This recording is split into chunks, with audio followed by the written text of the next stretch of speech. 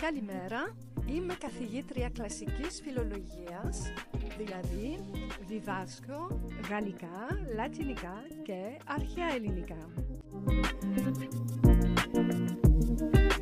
La première qui est souvent évidente, c'est l'alphabet. Mais en fait, il ne faut pas paniquer puisque l'alphabet latin que nous utilisons vient directement de l'alphabet grec et je pense que c'est l'affaire de quelques heures pour être capable d'arriver à lire un texte. Une deuxième différence d'un point de vue grammatical, nous avons une langue qui est une langue casuelle, c'est-à-dire que les noms se déclinent. C'est la deuxième différence principale. La troisième, qui pour moi a été la plus difficile. Il faut arriver à mettre au bon endroit l'accent tonique. Non seulement il y a ce qu'on appelle un accent premier, c'est-à-dire que chaque mot a un accent qui va être soit sur l'avant-dernière syllabe, soit sur l'avant-dernière syllabe, soit sur la dernière. Et ça, on va dire que le mot naît un peu comme ça.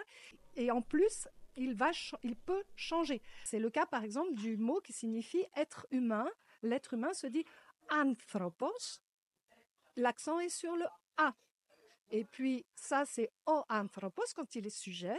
S'il devient complément du nom, c'est-à-dire qu'on le met au cas génitif, ça va faire tout anthropou. Et donc là, il va se retrouver au milieu du mot.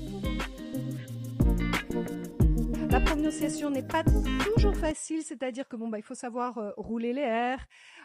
Il y a un petit peu comme en anglais, mais ça ressemble plutôt à certains sons espagnols. Donc, il y a le theta, le delta. Pour l'écrit, quand on veut aller plus loin dans la langue, il y a un problème de diglossie. Le grec a une histoire qui est très longue, où il y a eu deux états de langue.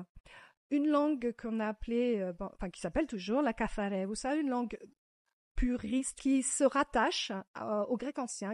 Et parallèlement, il y a la langue qu'on appelle démotique, qui maintenant est la langue officielle et qui est la langue qui a été la langue qui a évolué, la langue du peuple.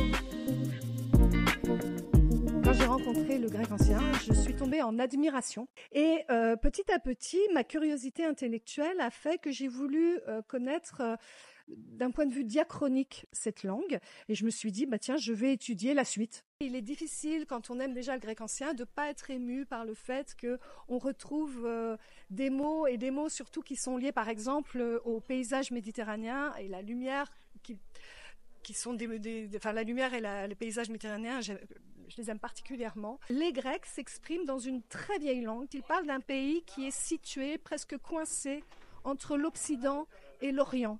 Et ça aussi, c'est très intéressant d'un point de vue culturel de nous retrouver avec une mentalité, une littérature qui se rapproche de l'Orient tout en étant quand même toujours en Europe. Je dirais, παιδιά, σας εύχομαι να απολαύσετε πραγματικά τη μελέτη της ελληνικής γλώσσας.